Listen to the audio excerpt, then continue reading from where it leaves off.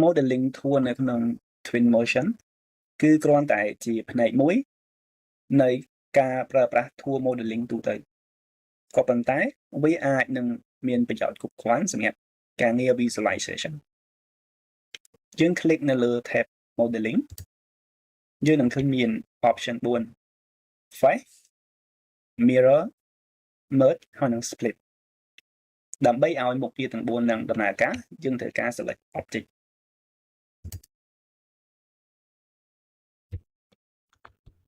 ចំពោះមុខងារ modeling នេះខ្ញុំអត់ recommend ឲ្យយើងប្រើនៅលើ asset ជាប្រភេទ base ដែលយើង import ចេញពី CAD modeling មកទេតែបើយើងប្រើយើងគួរតែប្រើនៅផ្នែកណាមួយទៅដែលវាអត់សូវ affect ជាមួយនឹង SIG ជារៀងនៃការ revive design ទៅធ្វើឲ្យវាមានបញ្ហាទាំងនៅក្នុង CAD modeling ក៏ដូចជានៅក្នុង Twinmotion ជាមួយនឹងលក្ខខណ្ឌនេះវាអាចនឹងមាន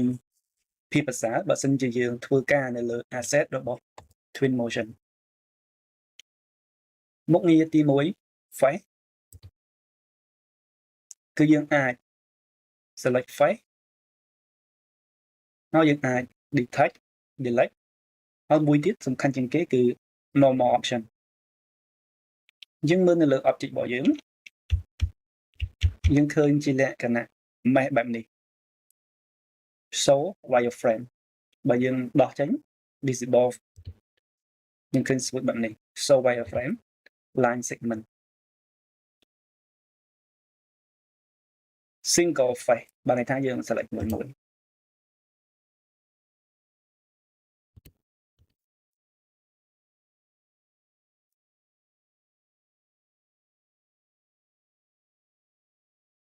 by material connect group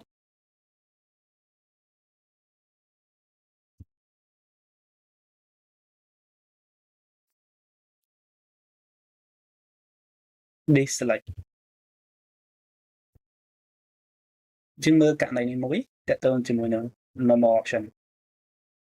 នៅពេលដែលយើងធ្វើការនៅក្នុង SketchUp វាមាន back face ជាមួយនឹង front face បើសិនជាយើង flip normal យើងឃើញ surface នៅលើ object របស់យើងមានពណ៌ខុសគ្នាបានន័យថានេះជា front face នេះជា back face នៅពេលដែលយើង disable modeling tool គឺវាមានលក្ខណៈបែបនេះ back face គឺយើងមើលទៅមានលក្ខណៈ transparent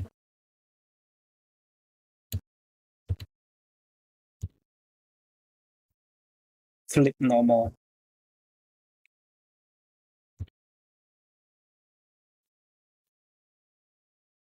ចឹងលក្ខខណ្ឌនេះគ្រាន់តែបង្ហាញឲ្យយើងមួយតិចតួច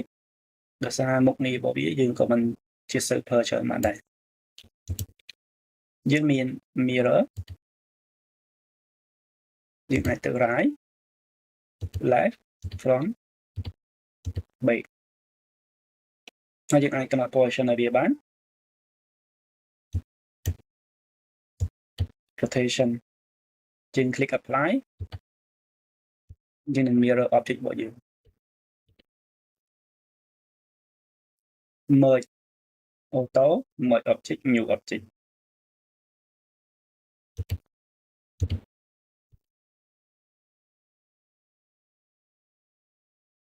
ចឹងបើយើង mirror ម្ដងទៀត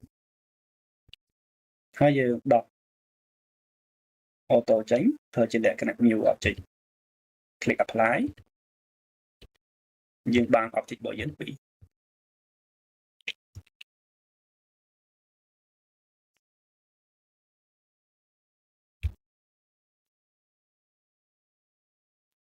ករណីដែលយើងមាន object ពីរបែបនេះ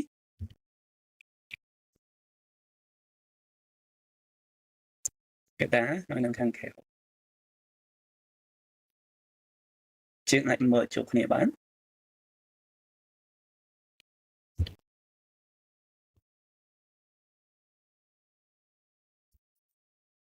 យើងធ្វើទាំងពីរហើយយើង merge selected ចឹង object នេះវាទៅជា object តែមួយដូចគ្នាដែរយើងអាច split មកវិញ